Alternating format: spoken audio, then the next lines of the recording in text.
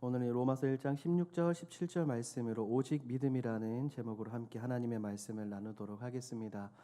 우리 사랑하는 성도님들 3일간 평안하셨습니까? 우리 앞뒤 좌우 한번 인사하겠습니다. 오직 믿음밖에 없습니다. 오직 믿음밖에 없습니다. 우리가 지나갔지만 지난 10월 31일은 우리가 꼭 기억해야 하는 날이었습니다. 뭐냐면 종교개혁 기념일이었어요. 우리 믿음의 사람들은 해마다 10월의 마지막 즈음에서 이 종교개혁 기념일을 기억해야 합니다. 하지만 이를 기억하지 못하는 마른 그리스도인들 혹은 다른 세상 사람들은 이 우리에게 있는 종교개혁 기념일을 기억하는 것이 아니라 이교도 문화, 세상의 문화인 할로윈 축제를 즐기고는 합니다.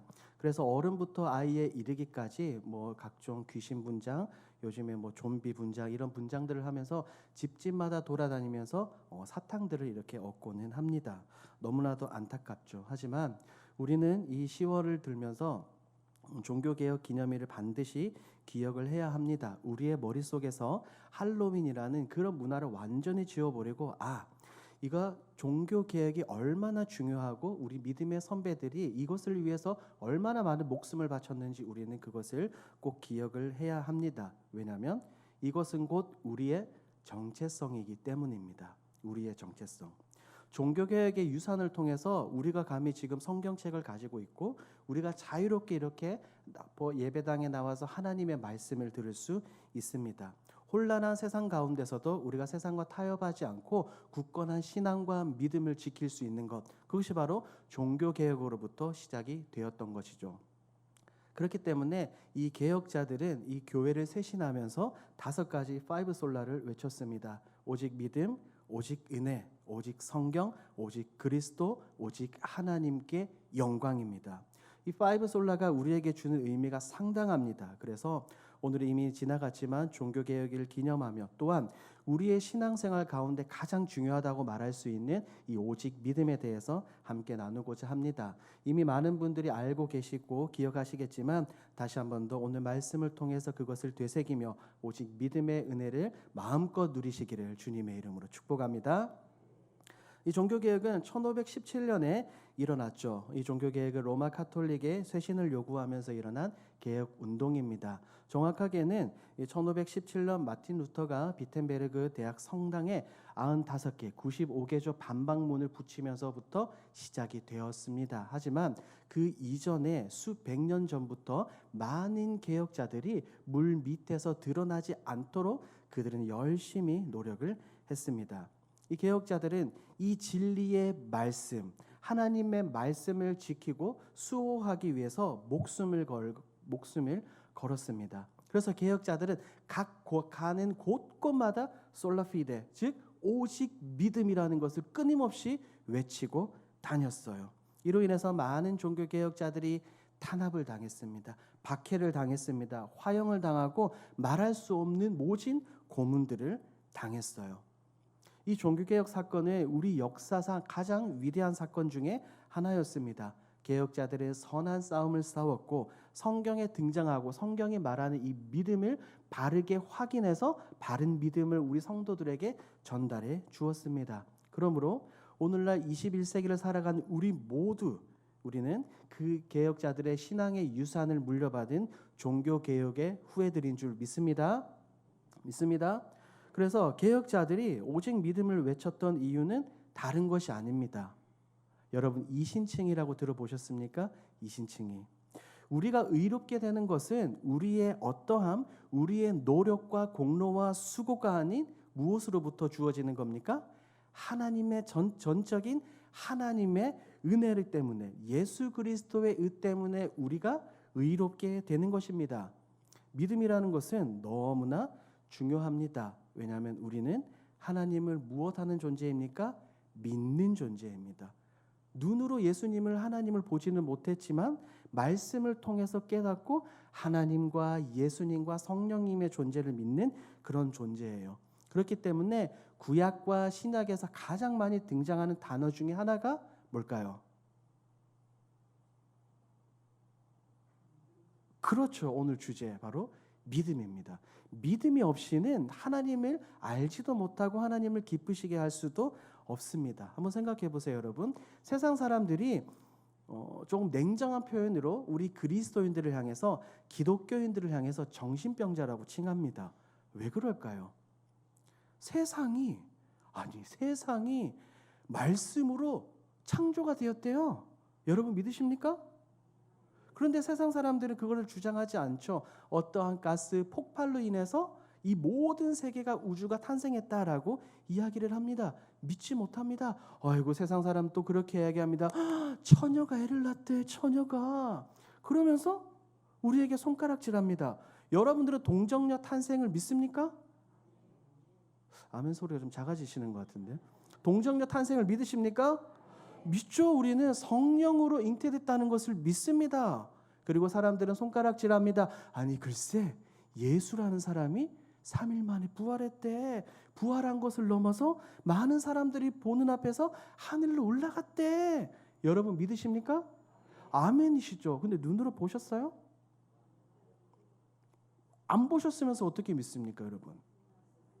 그렇죠. 성경이 우리에게 그것을 말하고 있기 때문입니다. 세상 사람들은 이 믿음이라는 단어의 원래 뜻을 모르는 거예요. 그렇기 때문에 우리를 향해서, 교회를 향해서 끊임없이 손가락질하고 배척하고 박해하기도 합니다. 그래서 이 믿음을 전제로 하지 않으면 우리는 하나님을 믿을 수 없습니다. 창세기 1장 1절부터 우리에게 무엇을 요구합니까?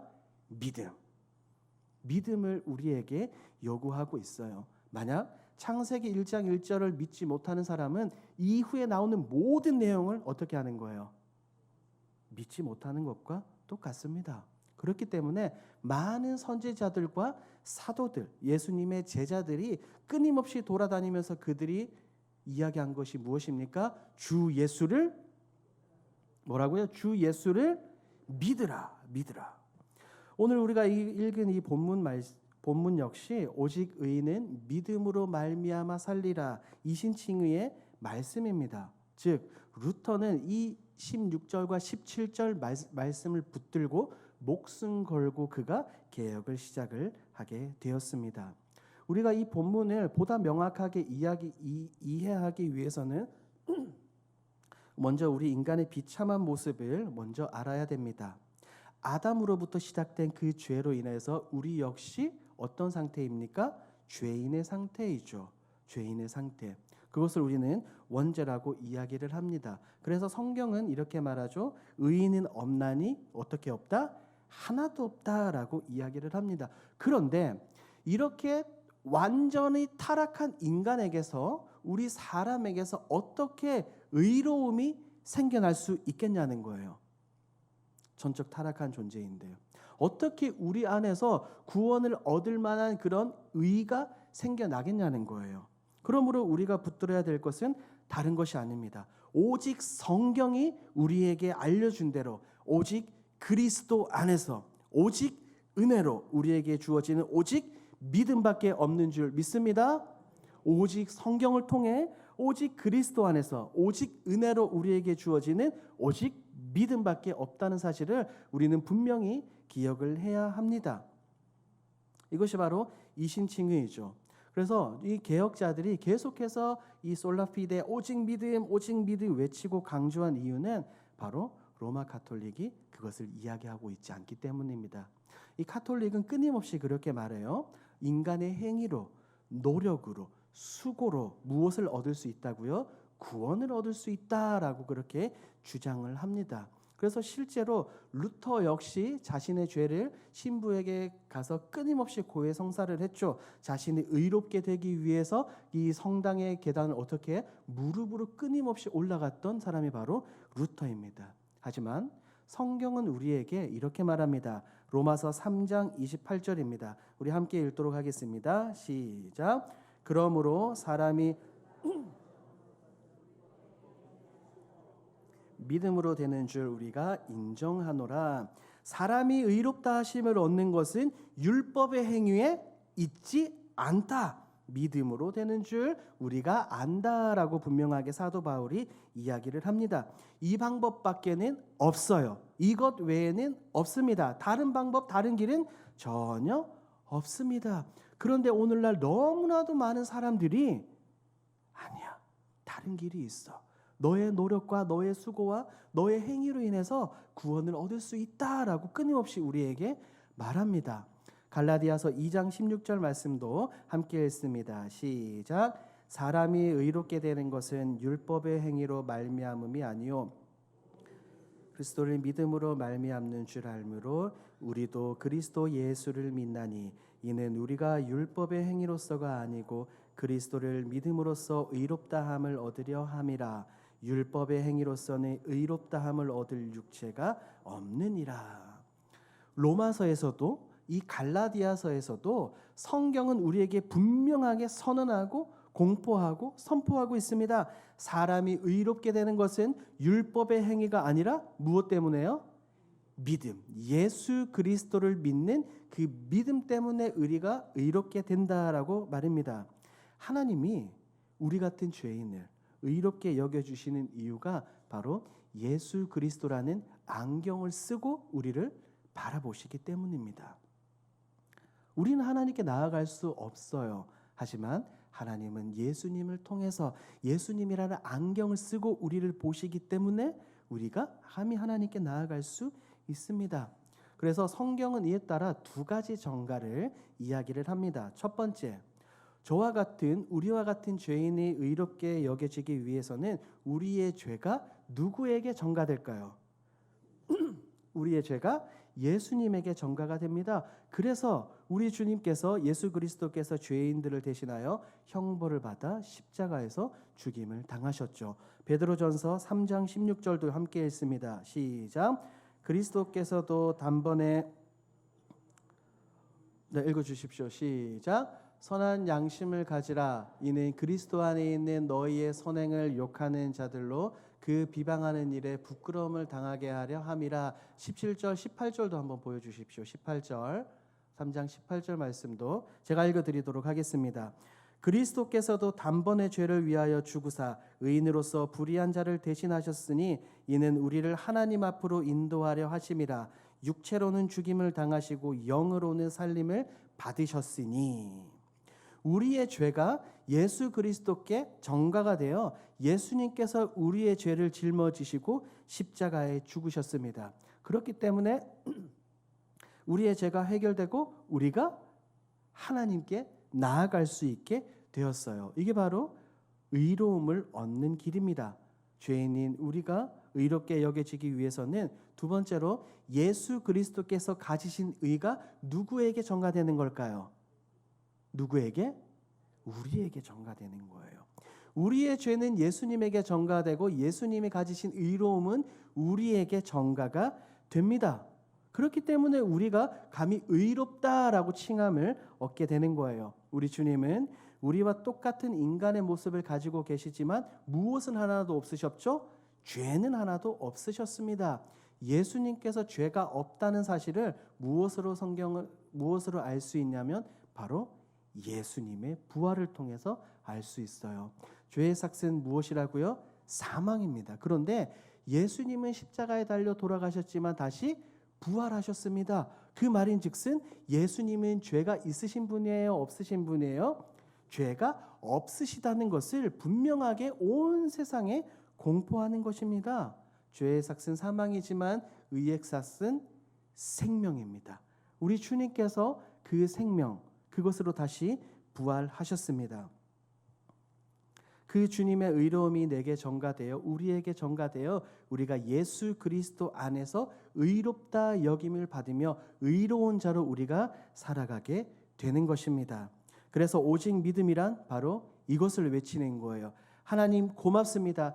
예수님 때문에 내가 의롭게 되었습니다. 예수님 때문에 내가 하나님의 자녀가 되었습니다. 예수님 때문에 내 죄가 해결받았습니다. 라고 우리가 당당하게 고백을 하는 것입니다. 이런 믿음의 고백을 선포하시는 저와 여러분들이 되길 주님의 이름으로 축복합니다.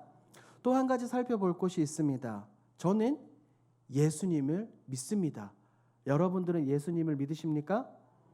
예수님을 믿으십니까? 그렇다면 이렇게 한번 질문해 보죠.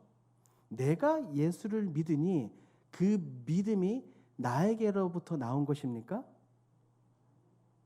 예수님 믿는다면서요, 여러분. 예수님을 믿는다고 방금 그렇게 고백하셨는데 그 믿음은 그럼 어디로부터 온 거예요?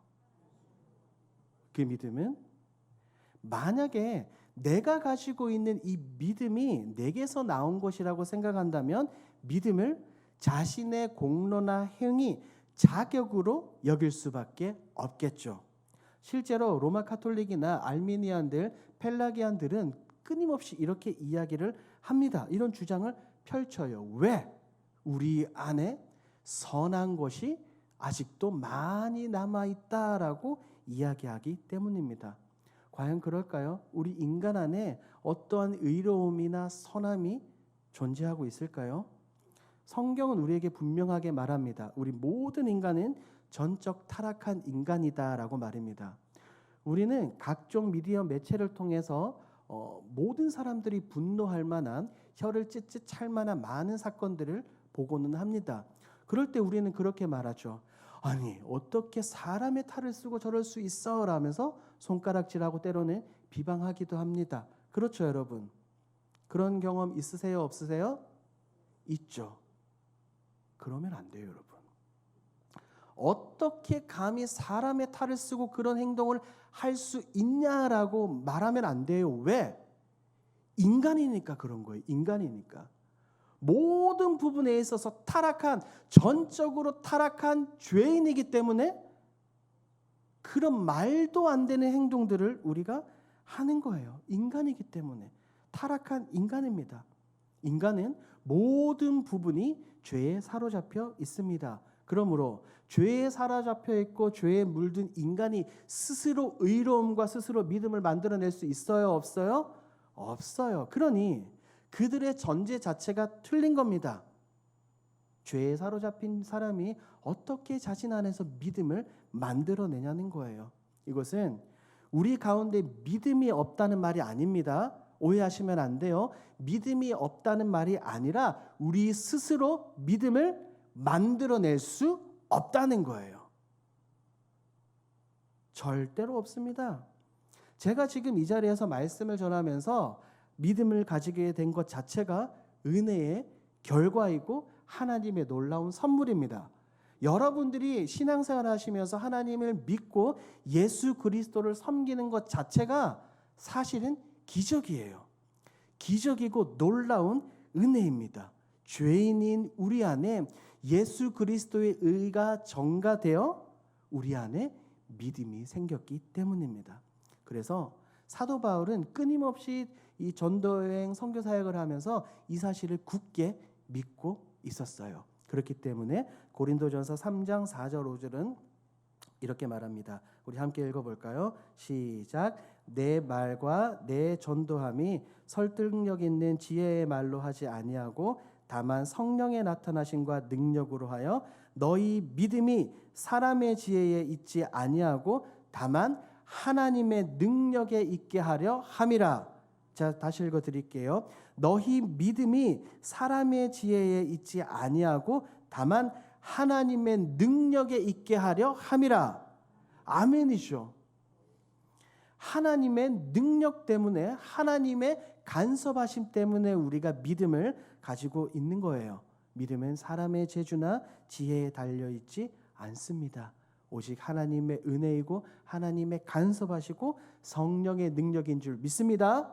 성경은 계속해서 말합니다. 우리 고린도전서 12장도 함께 읽어볼까요? 고린도전서 12장 3절입니다. 시작.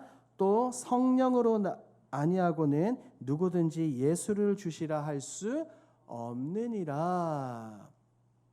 믿음은 인간 노력의 결과가 아니라 값없이 우리에게 거저 주어지는 은혜의 선물인 줄 믿습니다. 우리 믿음의 선배들, 개혁자들은 성경에서 말하는 이 사실을 굳게 믿었기 때문에 그들은 목숨 걸고 오직 믿음을 외쳤습니다. 오직 믿음.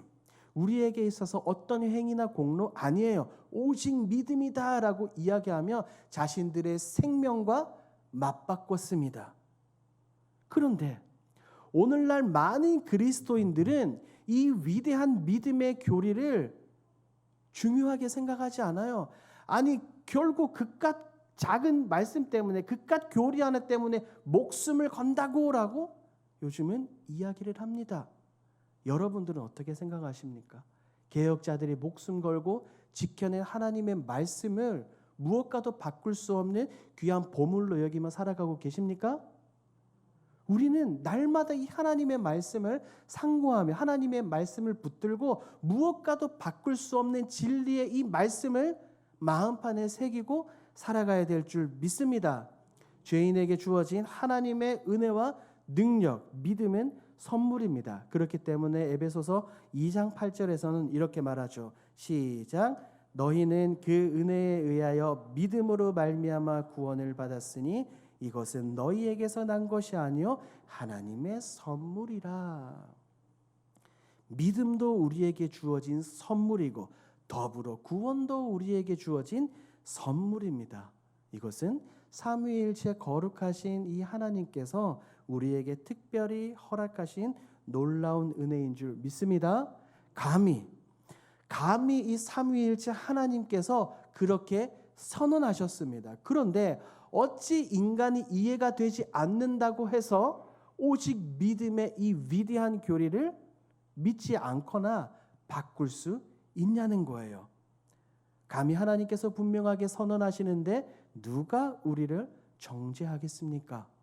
로마서 8장 33절 34절도 우리 함께 읽어볼까요? 시작. 누가 능히 하나님께서 택하신 자들을 고발하리요 의롭다 하신 이는 하나님이시니 누가 정죄하리요 죽으실 뿐 아니라 다시 살아나신 이는 그리스도 예수시니 그는 하나님 우편에 계신 자요 우리를 위하여 간구하시는 자신이라. 아멘. 죄인인 우리가 믿음을 가지게 된 것도 하나님의 은혜고 의롭게 된 것도 하나님의 은혜고 구원을 얻게 된 것도 하나님의 은혜인 줄 믿습니다. 그래서 우리가 오직 믿음으로 의롭게 된다고 말할 때 믿음 자체에 어떤 능력이나 공로나 힘이 있는 것이 아니라 칭의의 전적인 공로는 우리 주 예수 그리스도께 있는 줄 믿습니다. 그러므로 우리는 이제 오직 믿음을 허락해 주시는 살아계신 주 예수 그리스도만 바라봐야 합니다. 여기서 바라보아야 한다는 것은 바라봐야 한다는 이 원뜻은 그냥 우리가 이 두 눈으로 다른 것 많은 것들을 보다가 예수님만 한번 바라보면 되겠지라는 그런 의미가 아니에요. 이전에 다른 세상을 바라봤다면 이제는 거기에서 시선을 거두는 거예요. 더 이상 그곳을 바라보지 않고 다른 어떤 것들을 바라보지 않고 오직 주 예수 그리스도만 주목하고 바라보고 시선을 고정한다는 것을 의미합니다. 이는 다른 곳으로부터 눈을 돌려 예수님을 바라봐야 합니다. 그리고 예수님을 바라봐야 한다는 것은 이것은 현재 시제로 기록이 되어 있습니다. 예전에 과거에 내가 한참 뜨거울 때만 예수님을 바라보는 것이 아니라 지금 이 순간 내일은 내일 그 순간에 모레는 모레 그 순간에 끊임없이 우리가 믿음의 눈을 들어 전능하신 하나님 예수 그리스도를 바라봐야 될 줄 믿습니다. 보십시오. 구약에서 백성들이 광야에서 불평불만을 터뜨릴 때 하나님은 그들에게 불뱀을 보내주셨습니다. 그 불뱀에 물린 자마다 곧 죽게 되었죠. 그런데 그들이 기도할 때 하나님께서 그들을 살릴 수 있는 방법, 어떤 방법을 주셨습니까? 장대 위에 놋뱀을 다는 거죠. 놋뱀을 바라본 자마다 어떻게 되었습니까? 불뱀에 물렸지만 살게 되었습니다. 이 놋뱀은 결국 누구를 예표하는 것입니까? 우리 주 예수 그리스도를 예표하는 것이죠. 그렇기 때문에 예수님께서도 요한복음 3장에서 분명하게 그 말씀을 기억하시면서 인자도 높이 들려야 한다라고 선포하셨습니다. 사랑하는 여러분, 우리는 다른 것이 아니라 예수님을 바라보고 예수님만을 붙들어야 되는 존재인 줄 믿습니다. 오직 믿음이라는 것은 다른 어떤 것이 아닌 믿음만을 주시는 예수 그리스도를 더욱더 의지하는 것입니다. 그러므로 이 위대한 오직 믿음의 교리를 붙드시길 주님의 이름으로 축복합니다. 그저 고리타분한 교리다라고 생각하시면 안 됩니다. 교리는 곧 성경이기 때문입니다. 성경을 풀어놓은 것이 바로 이 교리예요. 그렇기 때문에 내가 이 교리를 공부하기 싫다. 이 말은 곧 무엇을 공부하기 싫다는 말입니까? 성경을 공부하기 싫다는 거예요. 교리는 다른 데서 가져온 것이 아니라 성경에서 우리가 구원에 관한 이 모든 것들을 더욱더 쉽게 이야기하기 위해서 우리에게 풀어서 설명을 해놓은 것입니다. 기억하십시오. 우리 위대한 믿음의 선배들은 이 사실을 지키기 위해, 이 믿음을 지키기 위해 목숨을 걸었습니다. 그들은 헌신했습니다. 불에 타 죽으면서까지, 창에 찔려서 죽는 그 순간까지 이 위대한 오직 믿음의 교리를 굳게 붙들었습니다. 그렇게 지킨 위대한 교리입니다. 그러므로 종교개혁자들의 위대한 헌신과 하나님의 선물 예수 그리스도가 우리에게 주어지는 이 오직 믿음의 축복을 누리시는 저와 여러분들이 되길 주님의 이름으로 축복합니다. 아멘. 마지막으로 우리 앞뒤자와 한번 인사하겠습니다. 오직 믿음의 교리를 붙듭시다. 아멘. 기도하겠습니다.